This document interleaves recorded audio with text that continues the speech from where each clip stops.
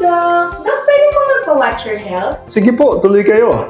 Ako si Dr. Danilo Alpapara Jr., Ears, Nose and Throat, Head and Neck Surgery, dito sa Calamba Medical Center. Ano po ba ang sinusitis at paano ito naiiba sa mga simpleng sipon? Ang sinusitis ay isang kondisyon kung saan yung lining or yung cover sa loob ng ilong at ng sinuses ay namamaga. Ang sipon naman ay isa lang sa mga simptomas ng sinusitis. Ano-ano po ang karaniwang simptomas nito? Sinisipon, pagsakit ng ilong dito sa may pisngi, dito sa may bandang ulo. Kapag malala ang sinusitis, maaari na rin pong sumakit ang mata, magluha, sumakit ang ulo.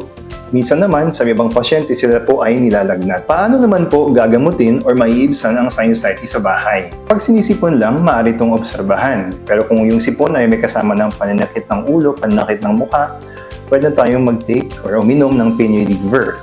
Pero kung ito ay masyado ng malala at hindi nag-i-improve sa 1 to 2 days, kailangan na pong magkonsulta sa doktor.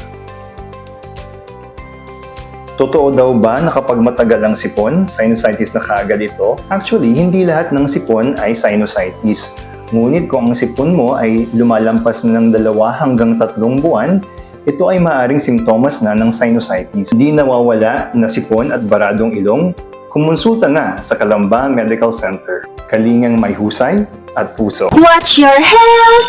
Gabay sa kalusugan, hatid ng mga eksperto.